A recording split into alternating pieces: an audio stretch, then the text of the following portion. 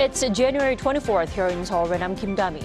We begin with these stories making the headlines at this hour, starting with the continuing cold wave here in South Korea. The feels-like temperature will dive to minus 16 degrees Celsius here in Seoul. Heavy snow in the central region and Jeju Island resulted in travel chaos for thousands due to canceled flights and passenger ship sailings. Russian President Vladimir Putin's North Korea visit will take place after the March presidential election, the Kremlin says. The U.S. reiterated its concerns over deepening Moscow-Pyongyang relations. Primary voting is coming to a close in New Hampshire, where Donald Trump is seeking another big win and Nikki Haley is looking for a solid performance. The Democrat primary is also taking place on the same day, but President Joe Biden is not on the ballot. Temperatures have dropped to minus 11 degrees Celsius this morning, while heavy snow has led to flight cancellations and even weather-related deaths. The harsh weather is here to stay until Friday. Our Park Go-eun starts us off. Severe cold weather in South Korea has led authorities to keep in place nationwide cold wave and heavy snow advisories. Most regions in the country saw sub-zero temperatures in the morning. Seoul dropped to minus 11 degrees Celsius with a feels-like temperature of minus 16, while temperatures in other provinces dropped to at least minus 10, with Gangwon-do province plunging to colder than minus 15. Although the highest temperatures during the day in Korea are expected to slightly rise from the day before, between the range of minus 6 to 3 degrees Celsius, it will still be lower than the average for this time of year. The cold weather is anticipated to last until this Friday. There have been several reports of damage due to the weather. According to the Korea Disease Control and Prevention Agency on Tuesday night, 130 water meters froze and burst. And due to heavy snow and strong wind on Jeju Island, over 400 flights were canceled alone on the island on Tuesday, leaving around 20,000 people stuck at Jeju Airport. The runway at the airport was closed due to the heavy snowfall over Tuesday night, and although the snow was cleared by Wednesday morning, it's reported that strong winds are still causing delays.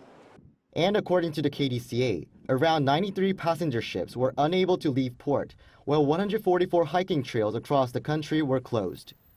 The agency also said that as of Sunday, there had been a total of 237 cold-related illnesses, with 7 presumed deaths. Park Go-eun, Arirang News. Now, over in Russia, the Kremlin says there's no timeline yet on when Russian President Vladimir Putin will visit North Korea. But it also added it will likely not before the March election. Lee Seung-jae has more. Amid speculation that Russian President Vladimir Putin will be visiting North Korea for talks with Kim Jong-un, the Kremlin said Tuesday that it is unlikely to be before the presidential election in March. According to Kremlin spokesman Dmitry Peskov, it won't be possible for the Russian leader to visit Pyongyang before the presidential election, with such a visit a longer-term plan. However, Peskov added that Putin will be visiting the north when the two sides can discuss and agree to a set schedule. After meeting with the North Korean leader at the Vostochny Cosmodrome in the Russian Far East in September last year, Putin accepted Kim's invitation to visit North Korea. Last week, the Kremlin announced that it was coordinating the timing of President Putin's return visit to North Korea through diplomatic channels and would announce it as soon as it was confirmed. Meanwhile, White House National Security Council spokesman John Kirby said Tuesday that the U.S. is keeping an appropriate defensive posture against North Korean threats. He added that Washington is watching the situation on the Korean Peninsula very closely and is confident in the level of defense posture in the region. The comments come amid tensions heightened by Pyongyang's continued weapons test and hardening rhetoric. When asked to comment on a possible visit by Putin to North Korea, Kirby reiterated Washington's concerns over growing military ties between Pyongyang and Moscow. Lee Seung-jae, Arirang News. Over in Geneva, where China's human rights solution is being reviewed by UN members, South Korea called on China to provide protection to North Korean defectors amid growing concerns about the repatriation of North Koreans in Beijing. Pae Eun-ji reports. During the United Nations review of China's human rights situation held in Geneva on Tuesday, South Korea urged China to provide adequate protection to North Korean defectors.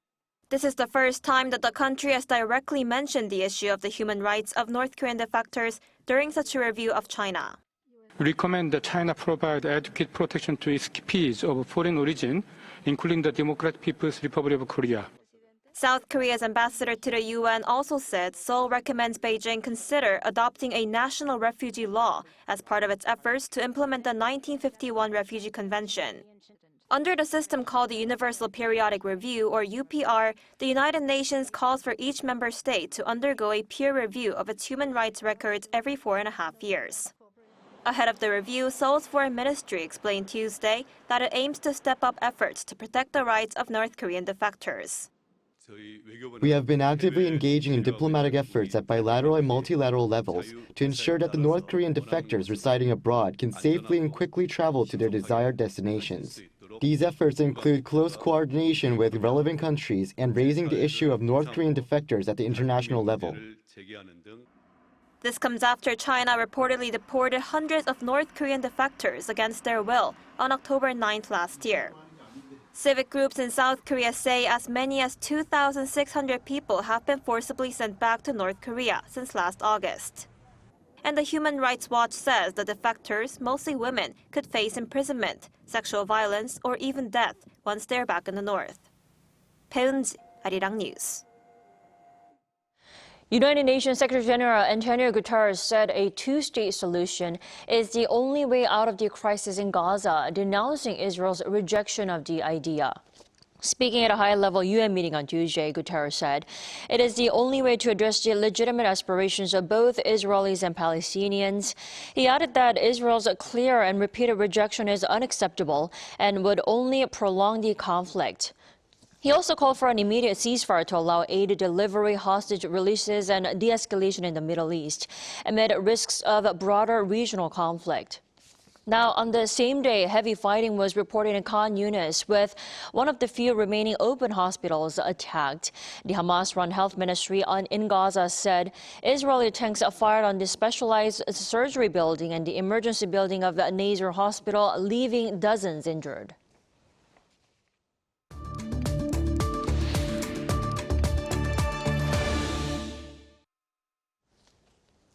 It's a primary day in New Hampshire where Donald Trump and Nikki Haley are facing off in a one-on-one matchup. Let's head straight over to the state where Chris Keskihill, VOA correspondent, is standing by. Thanks for joining us. Good to be with you, Dami. Chris, despite the freezing, snowy weather conditions over there, a record number of voters are expected for New Hampshire's first in-the-nation presidential primary. How are things looking where you are at now? Well, the polls actually closed here in Manchester, New Hampshire, about 8 minutes ago at 7 p.m. local time after they had been open since 6 a.m., so 13 hours for voters to turn out. And the state's top election official expected that 322,000 registered voters would take part in this election, this primary election. And the weather that you were talking about, the snow that was forecast to hit, did not hit. It's expected to hit later tonight.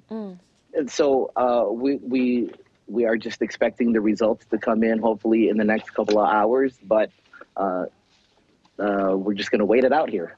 Right, but the Trump does appear to have a wide lead over Haley in New Hampshire's primary. But the question is how much? How big of a win by Trump are we expecting here? Well, the most recent polls show Trump up between 15 to 20%. Now, the challenge for Haley is to pull the upset, and pulling the upset for her would not mean winning, but cutting that margin to the single digits so that she can sell to voters in the upcoming primaries like South Carolina and the several primaries that are happening on Super Tuesday in March, that she's still a viable candidate in this race, and also sell to donors that are backing her that there is a pathway for somebody other than Trump to gain the nomination. There are only 22 delegates at stake here in New Hampshire of the 1,215 total required to capture the Republican nomination. I see. Haley is really making her one last push in New Hampshire. In fact, she's really betting on the state. But I want to know how Haley may be able to pull off a victory there.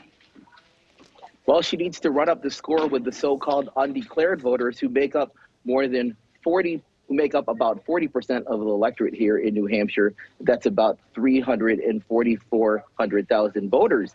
So she needs to do well with those college-educated voters and those that are more moderate in this state.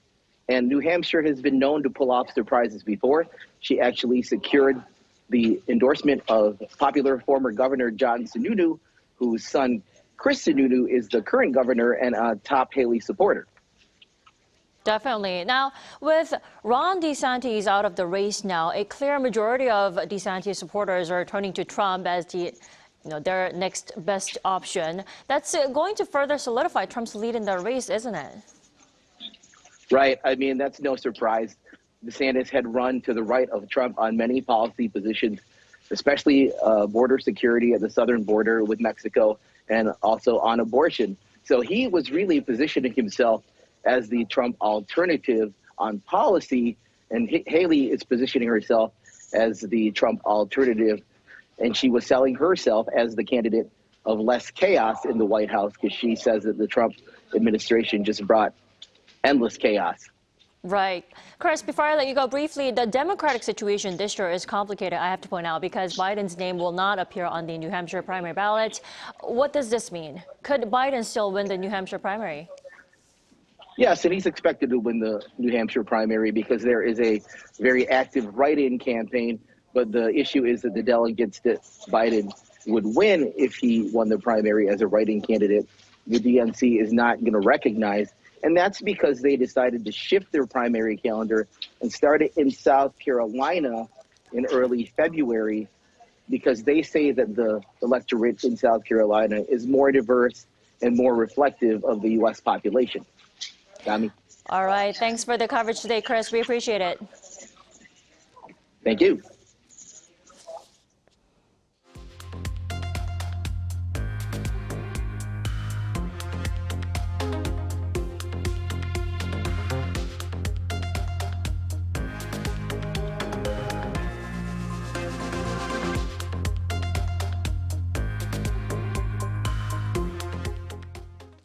Past Lives, a movie written and directed by Korean-Canadian Celine Song, has been nominated for 2 of the Big Five awards at the 96th Annual Academy Awards. The movie, starring Greta Lee and Teo Yoo, was nominated for both Best Picture and Original Screenplay this year.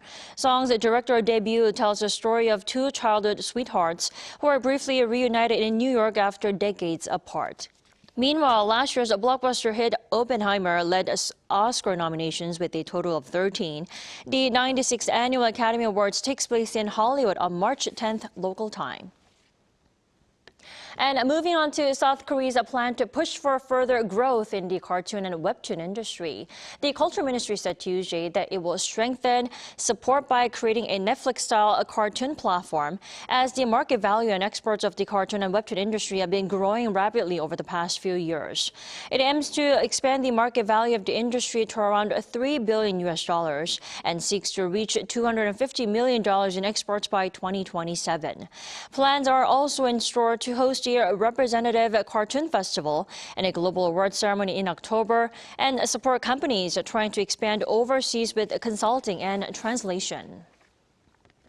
Fubao, the much-beloved giant panda living in South Korea's largest theme park in Yongin, will be returning to China in early April. The theme park Everland revealed through its website and social media channels that Fubao will be managed in a separate space for 1 month before her return to the research base of giant panda breeding in Sichuan province, China, adhering to international regulations concerning wildlife. Now, this makes the panda available for public viewing until early March. Fubao was born on July 20th, 2020, amid efforts to foster friendly relations between South Korea and China by Chinese leader Xi Jinping, and has been a symbol of panda diplomacy between the two countries.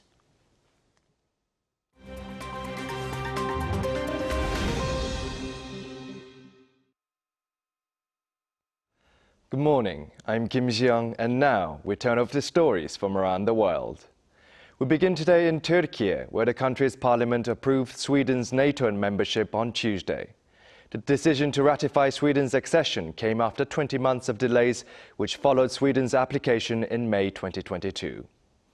After over 4 hours of parliamentary debate, 287 out of 346 Turkish MPs voted in favour of the bill, approving the motion late Tuesday night. Sweden's Prime Minister Ulf Kristersson responded to the news on social media, saying his country was one step closer to joining the military alliance. Turkish President Recep Tayyip Erdogan is expected to sign the bill into law in the coming days. Turkey's approval leaves Hungary as the only country still left to ratify Sweden's NATO membership.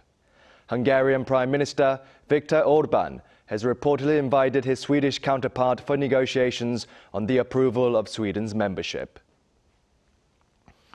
Now we move over to Thailand, where an international manhunt is underway for an Indian fugitive who allegedly murdered and dismembered a job seeker in the Thai capital of Bangkok. The victim, a 35-year-old Myanmar national, was found dead and mutilated inside a freezer by other job seekers. The suspect, 22-year-old recruiter Pragadish Kumar Sundaravel, was seen on CCTV footage buying the brand-new freezer in which the victim was stored. Police also discovered a chainsaw and 2 large blood-stained knives hidden in a box. Kumar allegedly rented accommodations for 6 Myanmar nationals in Bangkok and charged them around $620 each for document processing and job applications. The suspect reportedly left Thailand for Chennai, India, on January 20th. In Germany, the country's constitutional court said in a landmark ruling on Tuesday that the far-right party Die Heimat will not receive any public funding for the next 6 years as its values and goals are unconstitutional and aim to hinder the country's democracy. The court's vice president, Judge Doris Koenig, said that Die Heimat aims to replace the existing constitutional system with an authoritarian state based on an ethnic people's community, which the court said undermines human dignity of minorities and migrants. Back in 2017, the court said that Die Heimat, formerly known as the National Democratic Party, resembled Adolf Hitler's Nazi Party with racist backbone policies, including its anti-Muslim and anti-Semitic ideologies and rejection of transgender people. Lastly, the Bulletin of the Atomic Scientists has kept its Doomsday Clock set at 90 seconds to midnight, citing concerns about the potential use of nuclear weapons in the Russo-Ukrainian war and the horrors of modern war in Israel and Gaza, as well as the worsening climate crisis. The metaphorical Doomsday Clock was set to 90 seconds to midnight last year, the closest to midnight since its establishment after the Second World War.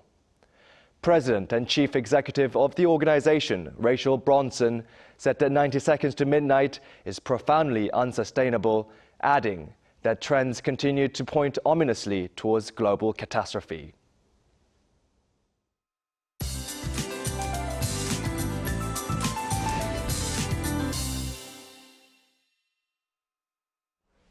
Good morning. What looks to be the last round of the season's cold snap is freezing much of Korea. Biting winds are making it colder, with a cold advisory remaining in place for much of the central parts of the country. Meanwhile, west of Jeollado and Jeju are seeing further snow, with a heavy snow advisory in place. Snow in Jeollado province will let up this morning, but Jeju Island will be snowy through Thursday. Jeollado could see up to 10 centimeters of snowfall. Chungcheongdo province might receive 1 to 5 centimeters, but it will be much heavier in the mountainous regions on Jeju Island. Athletes from around the world are also enduring Korea's harsh cold in one of the coldest spots in the country, so please stay warm and safe. Afternoon highs in Seoul will be at -4 degrees, which is about 4 degrees higher than yesterday. The rest of the country will also have highs that are 2 to 5 degrees higher this afternoon. Then we should notice more bearable temperatures from tomorrow afternoon. That's Korea for you, and here's a look at the international weather conditions.